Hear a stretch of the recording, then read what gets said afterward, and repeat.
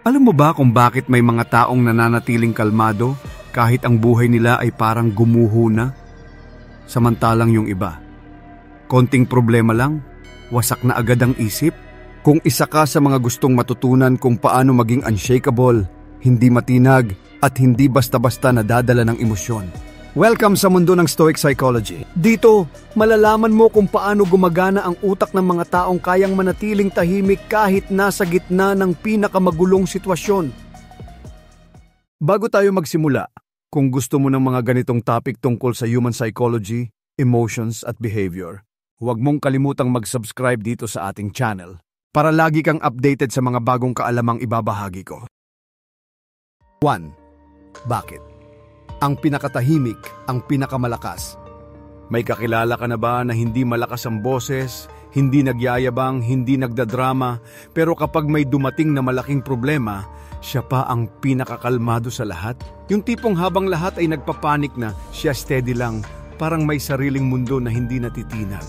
Ito ang tinatawag na quiet strength. At ayon sa Stoic Psychology, ito ang tunay na anyo ng inner power. Bakit? Dahil ang lakas na hindi kailangan ipakita ay lakas na kontrolado. Sa Stoicism, may dalawang bagay na dapat mong tandaan: control at response. Hindi mo makokontrol ang sitwasyon, ang ibang tao, o kahit ang mga problema. Pero ang reaksyon mo, hawak mo yan. At dito nagmumula ang lakas ng mga tahimik na tao. Hindi sila nagpapadala sa damdamin. Hindi sila nagpapadala sa ingay ng paligid. At hindi nila hinahayaan na ang emosyon ang magdikta ng kilos nila. Ayon sa psychology, ang taong marunong mag-regulate ng emosyon ay mas malinaw mag-isip, mas mabilis makadecide, mas hindi napaparalisa ng takot, at ang kalmadong presensya nila ay nagiging sandigan ng mga tao sa paligid nila.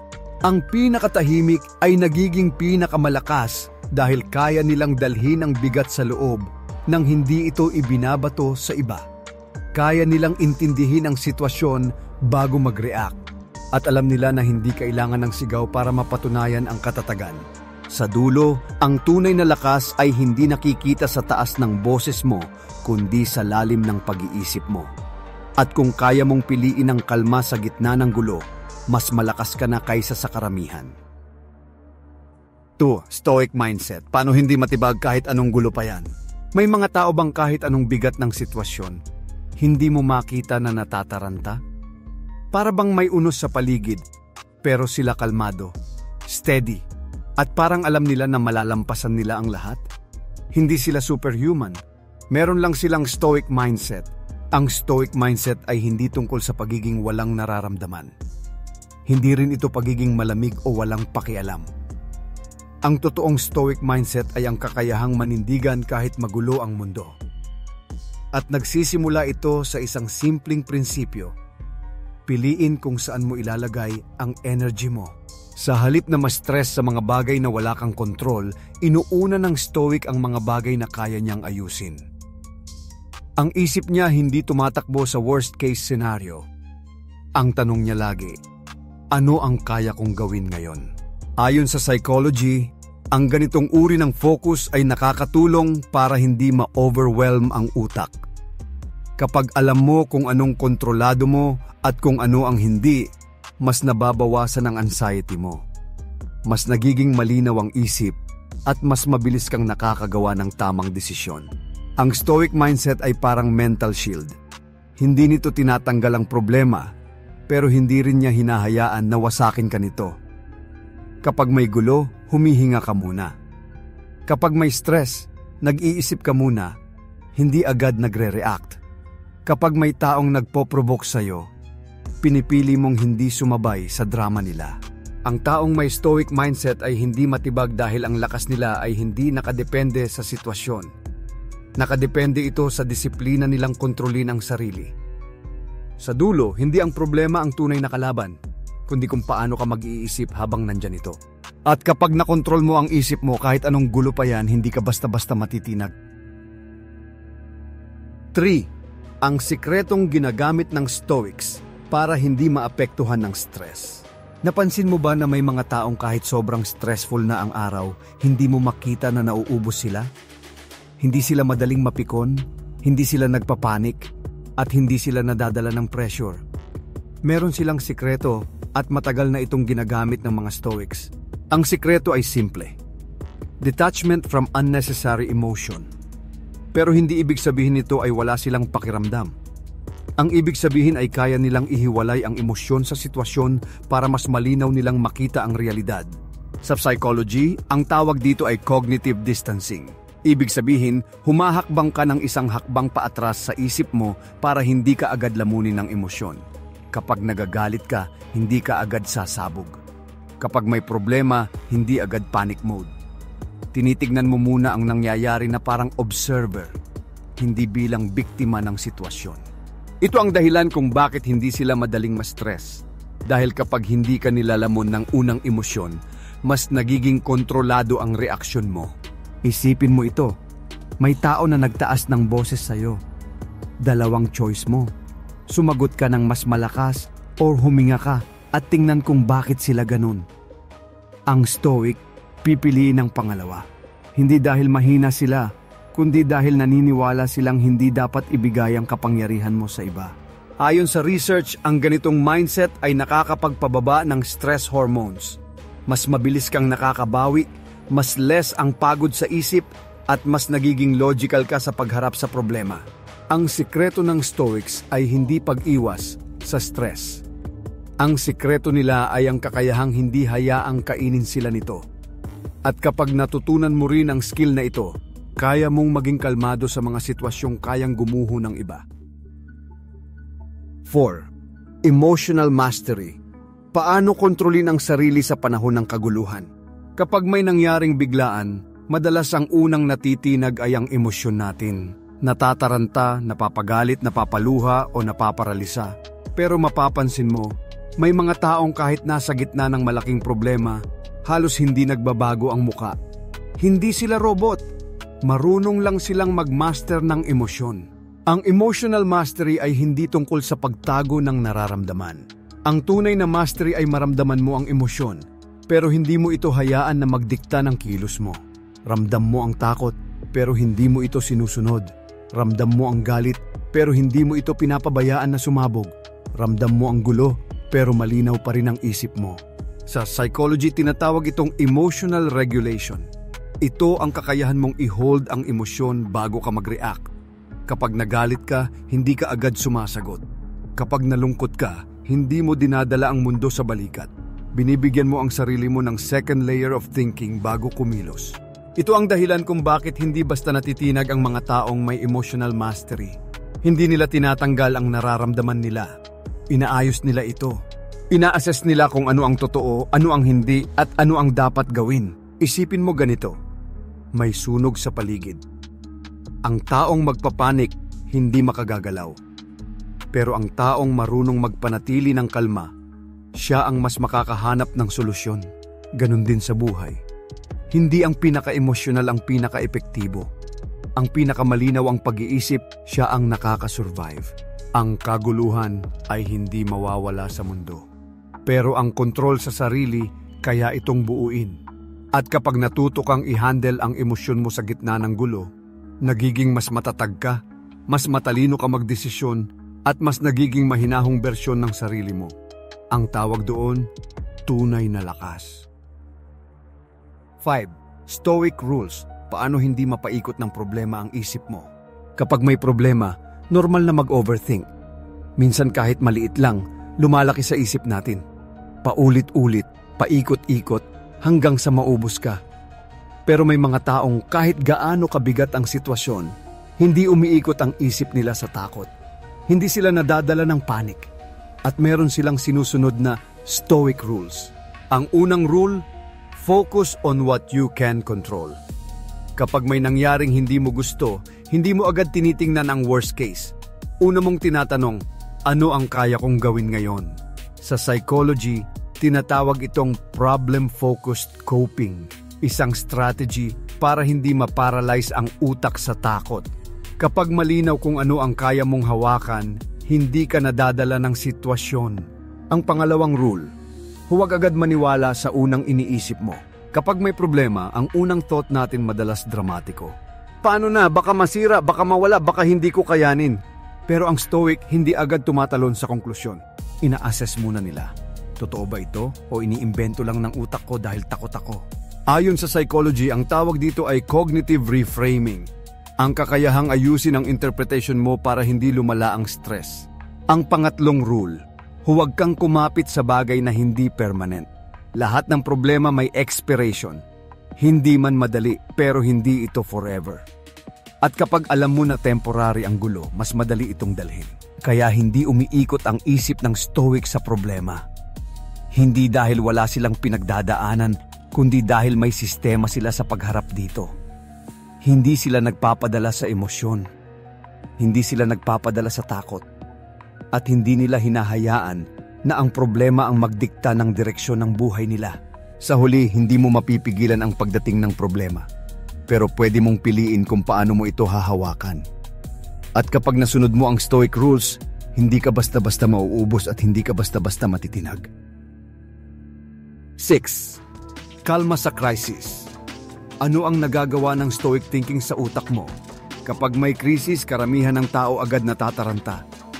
Umiikot ang isip, bumibilis ang tibok ng puso at minsan hindi na makapag-isip ng maayos. Pero may mga taong kahit nasa gitna ng pinakamalalang sitwasyon, nananatiling kalmado. Hindi dahil maswerte sila, kundi dahil iba ang paraan ng pag-iisip nila. Ang tawag dito ay stoic thinking. Kapag ini-apply mo ang stoic thinking, may nangyayari sa utak mo na hindi agad halata. Una, bumababa ang emotional reactivity. Ayon sa psychology, kapag natutunan mong tumingin sa sitwasyon ng mas objective, mas hindi ka nadadala ng panic response. Ang utak mo hindi agad nag-a-alarm, kaya mo pang mag-isip ng malinaw. Pangalawa, nagkakaroon ka ng mental separation sa problema. Hindi ka nahihila ng drama o takot. Tinitignan mo ang sitwasyon tulad ng isang observer. Hindi mo sinasabing hindi ka natatakot, pero hindi mo rin hinahayaang ang takot ang mag-control ng desisyon mo. Kapag nagagawa mo ito, mas nagiging stable ang decision-making center ng utak mo. Mas malinaw, mas kalkulado. Pangatlo, naa-activate ang rational part ng utak. Sa halip na emosyon ang nauuna, logic muna. Ano ang nangyayari? Ano ang pwede kong gawin? Ano ang may sense? Kapag ganito ang proseso mo, mas mabilis kang nakakahanap ng solusyon kaysa sa taong naghahabol ng emosyon nila. Ito ang dahilan kung bakit ang stoic thinking ay nagdudulot ng kalma kahit may krisis. Hindi nito tinatanggal ang problema, pero tinatanggal nito ang ingay sa isip. Ang mga taong gumagamit ng ganitong mindset, hindi sila madaling ma-shake. Kahit mataas ang pressure, kaya nilang huminga, mag-isip at gumawa ng tamang hakbang. Sa dulo, ang stoic thinking ay hindi magic. Ito ay disiplina sa utak. Kapag natutunan mo ito, kaya mong manatiling kalmado kahit sa sitwasyong kayang magpaikot ng mundo ng iba. 7. Psychology behind stoic calmness. Bakit hindi sila basta nasisira? May mga taong kahit ilang problema ang dumating, hindi mo makitang bumibigay. Tahimik lang sila, steady, at parang may invisible shield sa paligid nila. Hindi sila manhid, hindi sila superhuman, pero may kakaiba sa paraan ng pag-iisip nila, kaya hindi sila basta nasisira. At dito pumapasok ang psychology behind stoic calmness. Una, mataas ang tolerance nila sa emotional discomfort. Ayon sa psychology, ang taong may mataas na emotional resilience ay hindi agad natitinag sa hindi magandang nararamdaman. Hindi nila iniiwasan ang sakit o stress. Tinatrato nila ito bilang signal, hindi bilang sentensya. Dahil dito, hindi sila agad nauubos kahit mabigat ang sitwasyon. Pangalawa, marunong silang i-regulate ang emosyon nila. Hindi ibig sabihin na hindi sila nagagalit o nalulungkot. Pero kaya nilang i-hold ang emosyon at hindi ito hayaang magdikta ng aksyon nila. Pinoprocess muna nila, saka sila kumikilos. Ito ang nagpoprotekta sa kanila laban sa impulsive decisions na madalas nagpapalala ng problema. Pangatlo, hindi nila sinasalo ang mga bagay na wala silang kontrol. Ito ang isa sa pinakamatibay na prinsipyo ng Stoicism. Kapag may problema, hindi nila inuubos ang utak nila sa bagay na hindi nila kayang baguhin. Kinokonserba nila ang energy nila para sa bagay na kaya nilang ayusin. Sa psychology, ang mindset na ito ay nakaka-reduce ng anxiety at mental overload. Pang-apat, may structured thinking silang sinusunod. Hindi sila nagpapadala sa takot, assumptions, or worst-case scenarios. Tinitignan nila ang facts, hindi yung kwento sa isip. Humor department ng utak ang nagpapakalma, pero logic department ang gumagawa ng desisyon. Kapag ganito ang thinking pattern mo, mas matibay ka sa pressure. At panghuli, marunong silang huminga sa panahon ng gulo. Hindi literal na paghinga lang, kundi mental pause. Yung sandaling humihinto sila bago mag-react. Yung segundo na yon, yun ang dahilan kung bakit hindi sila sumasabog, hindi sila bumibigay, at hindi sila basta nasisira.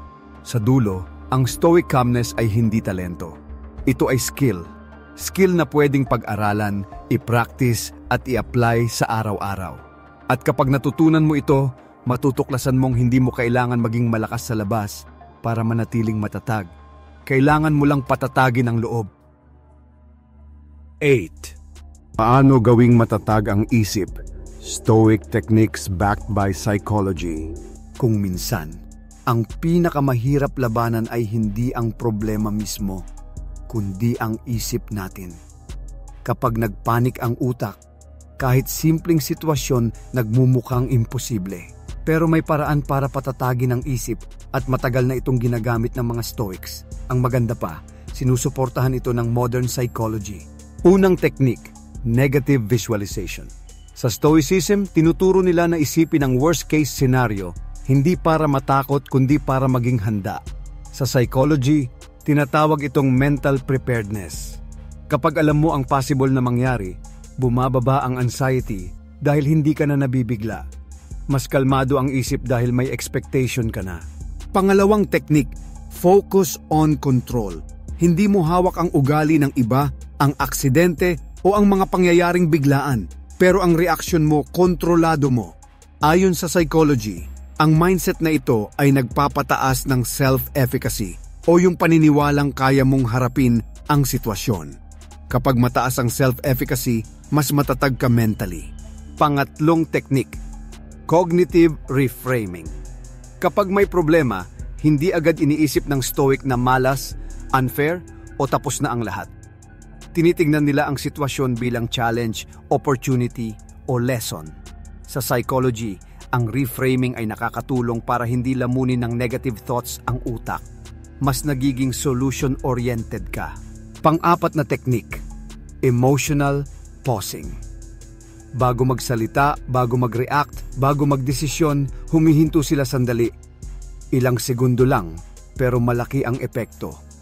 Sa psychology, ito ay form ng self-regulation. Yung pause na yon ang pumipigil sa pagsabog, sa pagkakamali at sa regret. Panglima, present moment focus. Ang Stoic hindi nagtatagal sa nakaraan at hindi rin sumusobra sa future thinking. Nasa ngayon sila. Sa psychology, ito ang mindfulness. Kapag nasa present ka, mas mababa ang overthinking, mas malinaw ang isip, mas stable ang emosyon. Kaya matatag ang isip ng Stoic hindi dahil mas malakas sila kaysa sa iba, kundi dahil may disiplina sila sa pag-iisip. At ang mga techniques na ito, hindi lang pang philosophers. Pang araw-araw na tao ito. Kapag in-apply mo ito consistently, unti-unting tumitibay ang mental resilience mo. At kapag matatag ang isip kahit anong bigat ng sitwasyon, mas madali mo itong mahaharap. 9. Stoic mental armor, proteksyon, laban sa overthinking at drama. Napansin mo ba na may mga tao na kahit puno ng stress at gulo ang paligid, hindi sila basta nadadala? Hindi sila laging emotionally drained o napapadala sa drama ng iba. Parang may invisible shield sila sa paligid ng isip nila. Ito ang tinatawag na Stoic mental armor. Ang unang bahagi ng armor ay emotional detachment. Hindi ibig sabihin nito ay walang pakialam sila. Ang ibig sabihin, hindi nila hinahayang kontrolin ng emosyon ang mga desisyon nila. Kapag may problema, hindi sila agad nagagalit o nadadala ng panic. Sa psychology, tinatawag itong emotional regulation. Kapag nakokontrol mo ang emosyon mo, hindi ka madaling mapikon o mapaisip ng sobra sa isang sitwasyon. Pangalawa, mental framing. Ang Stoics ay marunong mag-reframe ng problema. Sa halip na isipin na gulo na at walang solusyon, Tinitingnan nila ang sitwasyon bilang challenge, opportunity, o lesson. Sa psychology, ang cognitive reframing ay napatunayan na nakakatulong bawasan ang stress at overthinking. Mas nagiging proactive ang utak kaysa reactive. Pangatlo, focus sa control. Hindi nila inuubos ang isip nila sa mga bagay na wala silang kontrol. Nakatuon ang mental energy nila sa bagay na kaya nilang baguhin. Ayon sa psychology, ang approach na ito ay nagpapababa ng anxiety at nagpapalakas ng mental clarity. Kapag alam mo kung saan ka may control, hindi ka na paulit-ulit mag-iisip ng hindi mo kayang solusyonan. Pang-apat, mindfulness at grounding. Ang Stoic ay hindi nakatira sa nakaraan at hindi rin natatakot sa future. Nakatuon sila sa present moment. Sa psychology, ito ay mindfulness. Kapag nasa present ka, mas malinaw ang isip, mas stable ang emosyon, at mas hindi ka nadadala ng drama. Ang Stoic mental armor ay hindi nangangahulugang wala kang nararamdaman. Nangangahulugan ito na handa ka, kontrolado ka, at protektado ang isip mo laban sa overthinking at unnecessary drama. Kapag natutunan mo rin ang armor na ito, mas matatag ka sa kahit anong sitwasyon at mas kayang harapin ang mundo ng kalmado at malinaw ang isip. 10. Ang tunay na lakas. Paano manatiling kalma kahit sumasabog ang mundo? Sa gitna ng gulo, kapag parang lahat ng bagay ay nagkakagulo, may mga tao na nananatiling kalmado. Hindi nila pinapakita na natataranta sila. Hindi ito dahil mas malakas sila sa pisikal na anyo o mas pinalad ng tadhana. Ang tunay na lakas ay nagmumula sa loob sa kontrol sa isip at emosyon. Ang unang hakbang para manatiling kalma ay tanggapin ang realidad. Ang mundo ay puno ng hindi inaasahang pangyayari. Hindi mo makokontrol ang lahat, pero kaya mong kontrolin kung paano ka magre-react. Ayon sa Stoicism, at sinusuportahan din ng psychology, kapag tinanggap mo ang sitwasyon, bumababa ang stress at mas malinaw ang isip mo. Pangalawa, huminga at bigyan ng sarili ng mental pause. Kapag nadadala ng emosyon, nagiging reactive tayo. Ang simpleng sandaling huminto, huminga at mag-isip bago kumilos ay nakakapagbigay ng kalinawan sa desisyon. Sa psychology, ito ay self-regulation at emotional control. Dito nagsisimula ang tunay na lakas. Pangatlo, ihiwalay ang sarili sa drama. Hindi mo kailangan maging bahagi ng kaguluhan ng lahat. Sa halip, manatiling objective. Tignan ang sitwasyon bilang observer at magdesisyon batay sa rason, hindi sa emosyon. Ang perspective na ito ay nagbibigay proteksyon sa utak at emosyon mo laban sa unnecessary stress.